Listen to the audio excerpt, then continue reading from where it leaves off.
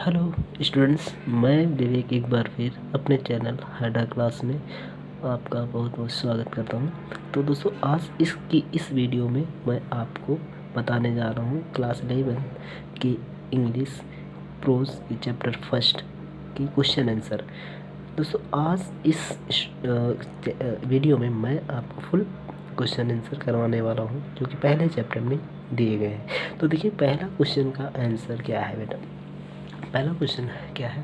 पहला क्वेश्चन कह रहा है, where did the writer hear other talking about an unusual good school.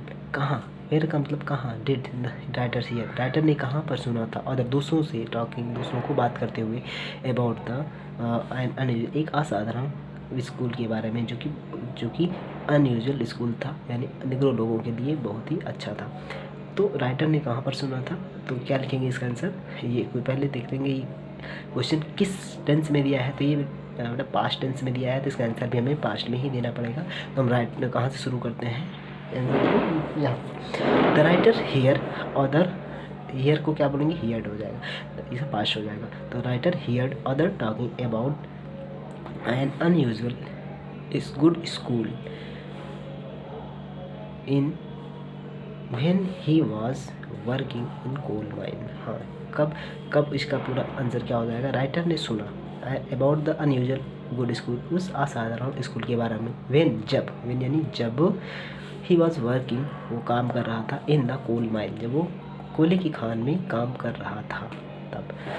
Where, दूसरा क्वेश्चन है, where was the school for coloured people situated.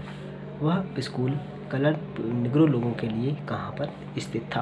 What was it's name, उसका पूरा नाम क्या था। तो स्कूल का नेम पूरा क्या था? देखिए, इसका भी पास्ट में आंसर देना है। The school for the coloured people was situated in Virginia. ये कहाँ पर सिचुएटेड था? वर्जीनिया में स्थित था, सिचुएटेड था। वर्जीनिया कहाँ पर है ये? Which is the name of state of eastern state America.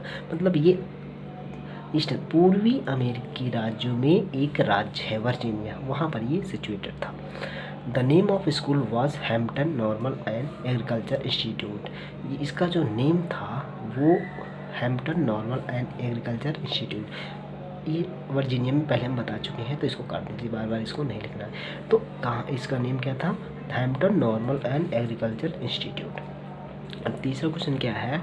What was the author single ambition.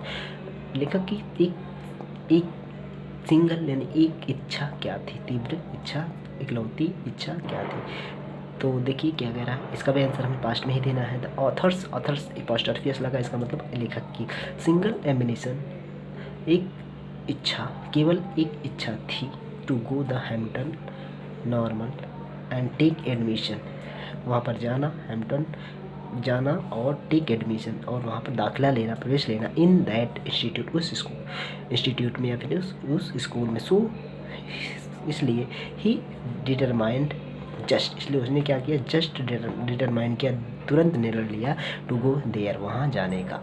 अब उसके बाद क्वेश्चन नंबर चौथा क्या है? What inspired the author to go to the Hampton institute. क्या इंस्पायर्ड किया, क्या इंस्पायर्ड हुआ? इंस्पायर्ड का मतलब होता है आपका कारण, ठीक है। क्या कारण था लेखक को वहाँ पर जाने का, ठीक है। क्या ऐसी चीज़ें थी जो उनको अट्रैक्ट करती थी वहाँ पर ले जाने के लिए, to go the Hampton institute में जाने के लिए। तो डिस्क्रिप्शन, वहाँ के बारे में जो उसने सुना था वो उसकी मन में इच्छाएँ थी, वो कारण थे। तो the description of school by the two miners, उस स्कूल की डिस्क्रिप्शन जब उन्होंने उसके बारे में, उसकी विशेषताओं के बारे में सुना, तो उन दो माइनर्स के जो मजदूर जो काम कर रहे थे कोयले की खान में, उनके द्वारा, तो उसके मन में इस तीव्र इच्छा जगी कि मैं भी वहाँ पर जाऊँ और वहाँ पर दाखिला लूँ। तो ये सारी बातें इंस्पायर्ड करती हैं ऑथर को टू गो द स्कूल उस वहाँ स्कूल पे जाने के लिए, यानी हैम्पटन नॉर्मल इंस्टीट्यूट में दाखिला लेने के लिए वो इंस्पायर्ड करती हैं, ठीक है। ये इच्छा है। आगे क्वेश्चन नंबर आपका 5वां क्या है? 5वां क्वेश्चन नंबर देखते हैं। क्वेश्चन नंबर 5 आपका, why was the author mother afraid of. Author की माँ क्यों भयभीत थी। ऑथर मदर ऑफ्रेड ऑफ, नहीं लेखक की माँ, सॉरी, लेखक की माँ भयभीत क्यों थी, डरी क्यों थी। The mother was afraid of because the author was starting a wild goose chase. इसका मतलब ये है कि ऑथर की जो माता जी थी वो बहुत डरी हुई थी, इसलिए क्योंकि वो एक निरर्थक प्रयास करने जा रहा है। वाइल्ड गुड चीज़ का मतलब वह एक निरर्थक प्रयास करने जा रहा है। इसका मतलब ये होता है कि a foolish attempt for some impossible work, किसी इम्पॉसिबल यानी जो पॉसिबल ना हो, ठीक, जिसको हम नहीं कर सकते, उस कार्य को करने के लिए मूर्खतापूर्वक प्रयास करने जा रहा है, इसलिए वो डरी हुई थी, सहमी हुई थी। अगला क्वेश्चन है, why was the author sad on leaving his mother. क्यों लेखक क्यों दुखी था अपनी माँ को छोड़ते हुए। तो देखिए, अपनी माँ को छोड़ते समय सभी बच्चों को या फिर सभी लोगों को कष्ट होता है, लेकिन लेखक को कुछ ज़्यादा ही कष्ट था। क्यों, उसका कारण पूछ रहे हैं, तो इस पैसेज में देखते हैं। कह रहा कि the author was sad on the living his mother because, author क्या था, दुखी था, ऑन लिविंग हिज मदर, अपनी माँ को छोड़ते समय, बिकॉज क्योंकि his mother was rather weak, उसकी माँ बहुत ही कमज़ोर थी, एंड सिक थी, and author did not hope, और लेखक को उम्मीद नहीं थी, आशा नहीं थी, टू सी हर अगेन, कि उसको वो फिर से उनसे वो फिर से मिल पाए।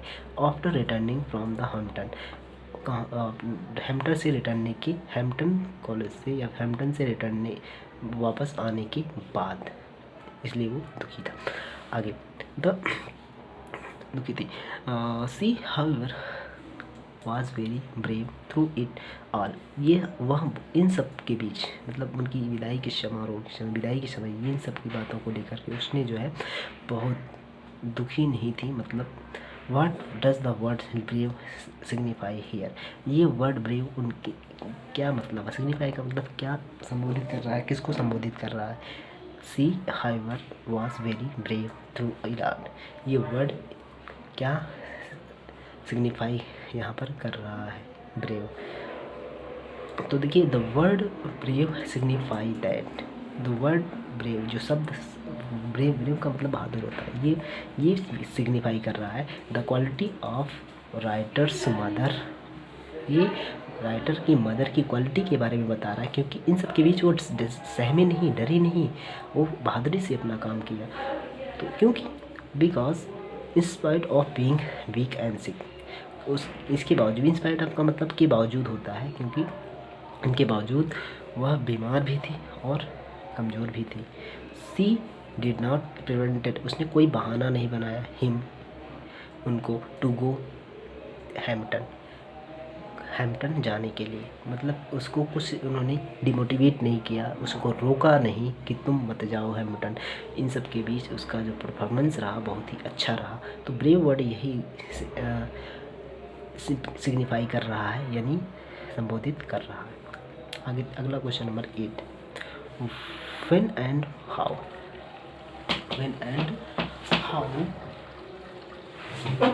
द राइटर रीच रिचमंड, कब और कैसे लेखक रिचमंड पहुंचा।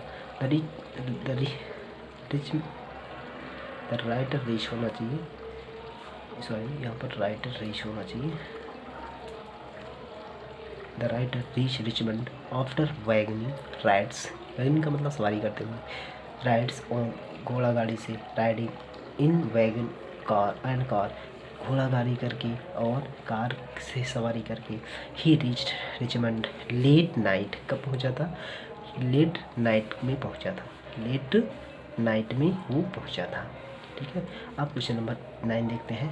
What give a new life to writer, writer को क्या, किसने नया जीवन प्रदान किया। फिर इसके बाद देखिए इसका आंसर क्या है। इसका भी आंसर हमें जो है गिव पास्ट में है, पास्ट फॉर्म है वर्ब का, तो क्यों का पास्ट गिव होता है, इसलिए हमें आंसर भी पास्ट में ही देना चाहिए। तो राइटर को नया जीवन किसने प्रदान किया था, तो the first side of the 3 story school building, जब उसने पहली बार देखा हैम्पटन की बिल्डिंग को, यानी हैम्पटन नॉर्मल इंस्टीट्यूट की बिल्डिंग को पहली बार उसने जब देखा तो उसको लगा कि मैं अपने डेस्टिनेशन पर पहुंच आया हूं। तब उसको लगा कि मुझे एक नया जीवन मिल गया है। यानी अब मैं अपनी महत्वाकांक्षा, अपनी उम्मीद को, अपनी आशा को, अपनी मोटो को प्राप्त कर लूँगा। तो ये फर्स्ट दृश्य जो था ऑफ द 3 स्टोरी 3 मंजिल की स्कूल बिल्डिंग ने उसको give new life of writer to writer, नया जीवन प्रदान किया था लेखक को। अब आगे देखते हैं क्वेश्चन नंबर 10 को। क्वेश्चन नंबर 10 में क्या कह रहा है? Why could not the writer make good impression upon the head teacher? क्यों लेखक ने हेड टीचर पर, यानी अध्यापिका पर, प्रधानाचार्य पर जो है उसने अपना एक अच्छा इम्प्रेशन क्यों नहीं बना पाया? The writer could not make impression upon the head teacher because he did not took proper food. उसने ढंग से खाना भी नहीं खाया था, ना तो स्नान किया था, और ना ही अच्छे से प्रॉपर से कपड़े चेंज कर रखे थे, मतलब कपड़े पहने थे उन्होंने, इसलिए वो उन पर इतना इफेक्ट नहीं बना पा रहा था। तो यही कारण था। आगे देखते हैं क्वेश्चन नंबर 11 की बात करते हैं। Why did the writer receive the order with the great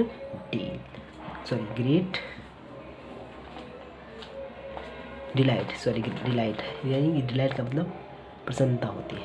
इतने उसके आदेश को लेखक ने, प्रधानाचार्य के आदेश को इतना जो है प्रसन्नता से उसने क्यों फॉलो किया या रिसीव किया? तो देखिए, राइटर को भी एक मौका मिला था इसमें अपने हुनर को दिखाने का, तो इसलिए वो बहुत ही प्रसन्नतापूर्वक उसको फॉलो किया था।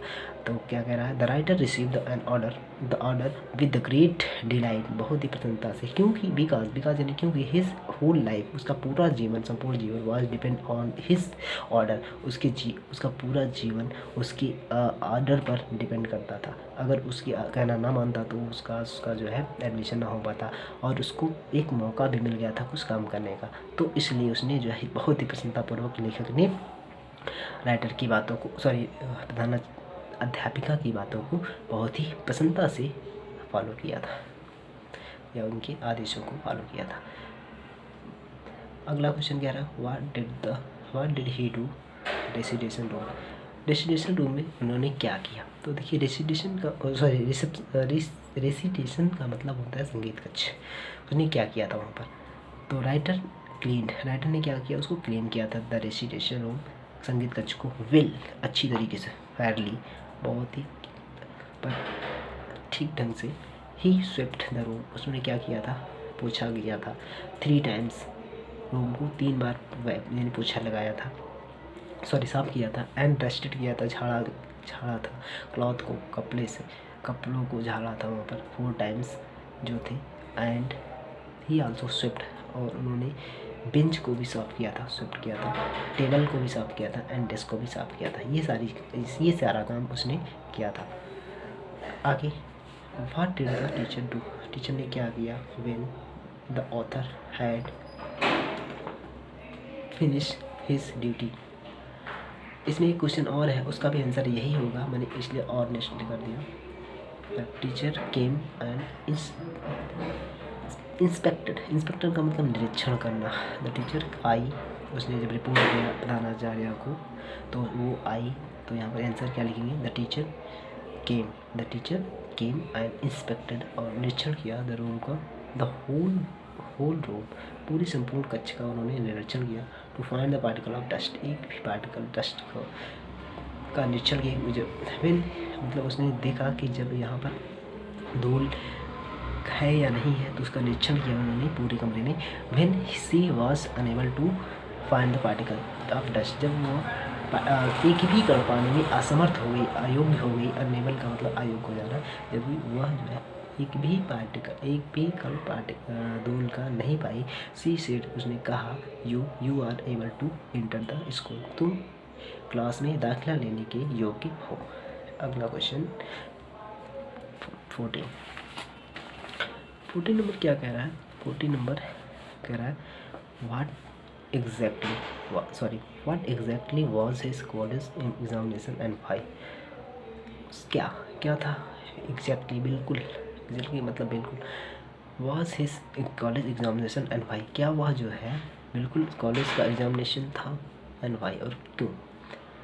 तो उसकी कॉलेज का एग्जामिनेशन क्या था, कॉलेज में दाखिला लेने का एग्जामिनेशन क्या था, तो और क्यों ऐसा हुआ उसके साथ, इसने ऐसा क्यों किया उसने, इसका कारण क्या था, इस आंसर में आपको मिल जाएगा। तो क्या कह रहा है, the sweeping of the room was his college examination. Sweeping का मतलब सफाई, झाड़ू लगाना, उस कमरे की सफाई करना। वाज हिज कॉलेज एग्जामिनेशन, सफाई करना ही उसका कॉलेज एग्जामिनेशन था। Because his whole life future, क्योंकि उसका जो पूरा भविष्य था, लाइफ था, was depend on the result of sweeping of the room, क्योंकि उसका जो पूरा भविष्य था वो किस पर डिपेंड करता था, the result of sweeping of room की सफाई पे। मतलब इसका ये है कि अगर रिजल्ट में ये निकलता कि रूम की सफाई अच्छे से नहीं हुई तो उसको वहाँ पर दाखिला नहीं मिलता। तो कहने का मतलब उसका जो रिजल्ट यही था, उसके रिजल्ट पर ही निर्भर करता था उसका फ्यूचर, इसलिए उसने बहुत अच्छी तरीके से उसको साफ सफाई किया।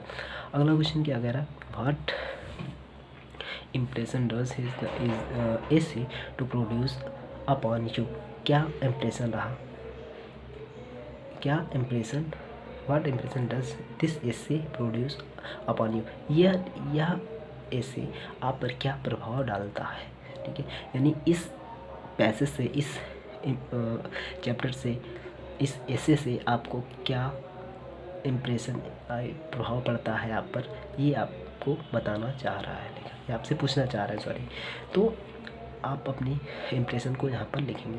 देखिए, हम कोई भी काम करते हैं तो अगर हमारे अंदर हार्ड वर्किंग है, फ्रॉम फेथ है, ठीक है, और उसके बाद हमारे अंदर डिटर्मिनेशन है, तो कोई भी इम्पॉसिबल वर्क को हम कर सकते हैं। तो यहाँ पर वही हमसे राइटर पूछ रहा है कि हमारा इम्प्रेशन क्या है इस ऐसे से। तो यहाँ पर हम लिखते हैं, if we are hard working, यदि हम कर्मठशील हैं, कर्तव्यनिष्ठ हैं, हार्ड वर्कर हैं या कठिन कार्य करने वाले हैं, वी आर फॉर्म, और क्या है, वी आर फॉर्म फेथ, यानी हमें विश्वास है, ठीक है, हम दृढ़ हैं, हमें निश्चय है, हमें पूर्ण विश्वास है, और अथवा we are duty our self in our duty, our self, यदि हम our self in our duty, यदि हम अपने कर्तव्य के प्रति सजग है, ठीक है। Nothing is possible in the world, तो हमारे लिए इस वर्ल्ड में, इस संसार में कोई भी काम इम्पॉसिबल नहीं है। वी कैन अचीव, हम प्राप्त कर सकते हैं, the goal of our life, अपने लाइफ का जो गोल है या फिर हमारी लाइफ का जो मोटो है, हम उसको आसानी से प्राप्त कर सकते हैं। ये सीख हमें इस पैसेज से या फिर इस से मिलती है। आगे क्या होता है अगले क्वेश्चन में, what did Booker T Washington do save money, Booker T Washington ने मनी को सेव करने के लिए क्या किया था। तो बुकर टी वाशिंगटन कंटिन्यू रखा था, मतलब स्लेप करना, सोना, अंडर द साइड वॉक, यानी उस पुलिया के नीचे, उस उथले हुए भाग के नीचे, सड़क के नीचे उन्होंने सोना जारी रखा था, टू सेव द मनी को बचाने के लिए, and continue working in the vessel, और लगातार उस जहाज में काम करते रहे। ये उन्होंने दिनचर्या या फिर ये काम उन्होंने जारी रखा। इस तरीके से उन्होंने अपना पूरा पैसे बचाया था एक्सपेंस का, जो भी उनको खर्च में, यात्रा के खर्च में लगे थे। क्वेश्चन नंबर लास्ट की 2 है, 17 नंबर में क्या पूछ रहा है, never did I receive an order with more delight, which order is the author referring to। never did I receive, मैंने कभी नहीं ऐसा रिसीव किया, ऐसा ऑर्डर, ऐसा आदेश, with more delight, इतनी प्रसन्नता से, which order is the author referring to, तो वो कौन सा ऑर्डर है जो कि लेखक को इतना रेफर कर रहा है, प्रेरित कर रहा है। तो ऑथर ने कौन सा ऑर्डर रिसीव किया था, उस ऑर्डर के बारे में इस क्वेश्चन में पूछा गया है। तो कह रहा है कि the author receive the order of head teacher. The author ने रिसीव किया था, लेखक ने रिसीव किया था the order of head teacher. किसका ऑर्डर रिसीव किया था? हेड टीचर का यानी प्रधानाचार्य का। टू स्वीप, वो ऑर्डर था क्या? टू स्वीप यानी झाड़ू लगाने का था। ऑफ द रूम, कमरे की। विथ मोर डिलाइटली, अधिक प्रसन्नता से। क्योंकि हिज होल लाइफ, उसका जो संपूर्ण जीवन था, डिपेंड अपॉन हर, उसी पर निर्भर करता था। दैट ही विल से, जिससे कि वह कहेगी, after the sweeping the room, जिससे कि वह कहेगी कि क्या कहेगी? द स्वीपिंग ऑफ रूम, कमरे की सफाई करने के बाद। मतलब जब हम उसको साफ करके देंगे तभी वह जो है हमें दाखिल होने के लिए आज्ञा देगी, यानी वो हमारे रिजल्ट को, हमारी परफॉर्मेंस को देखेगी, तभी वो हमें अनुमति देगी। किसके लिए? दाखिला के लिए, प्रवेश लेने के लिए। तो ये उसके ऑर्डर थे। आगे देखते हैं क्वेश्चन का लास्ट क्वेश्चन जो था। लास्ट क्वेश्चन ये था, कह रहा है कि why did the teacher ask the writer to sweep the floor on the room in the lesson my struggle for an education. कह रहा कि क्यों टीचर ने पूछा या कहा, टीचर ने क्यों कहा द राइटर को स्वीप करने के लिए the floor of the room, room की फ्लोर को साफ करने के लिए। इन दिस लेसन, इस लेसन में my struggle to the for an education, मेरा संघर्ष, शिक्षा के प्रति मेरा संघर्ष में। इस पार्ट में अध्यापिका ने लेखक को रूम की फर्श साफ करने के लिए क्यों कहा। तो देखिए, इस लास्ट क्वेश्चन है इसका। तो इसमें कह रहा है the teacher ask the writer, teacher अध्यापिका ने यानी प्रधानाचार्य ने राइटर को कहा टू स्वीप द फ्लोर को साफ करने के लिए ऑफ द रूम, कमरे की। इन this lesson of my struggle for an education, because, क्योंकि सी वांटेड टू नो, वह जानती थी, इफ़ ही यानी राइटर हैव एनी क्वालिटी और नॉट, क्या उसके अंदर कोई क्वालिटी है अथवा नहीं, यानी वो उसके गुणों को परखने के लिए, उनकी गुणों को जानने के लिए उसने कमरे की सफाई करने के लिए कहा था। तो इस तरीके से ये 18 क्वेश्चंस आपके, इस तरीके से ये 18 क्वेश्चन आपके फिनिश होते हैं। तो स्टूडेंट्स, इस वीडियो को प्लीज़ लाइक और सब्सक्राइब कर देना, ठीक है। तो अब हम मिलते हैं अगले वीडियो में, तब तक के लिए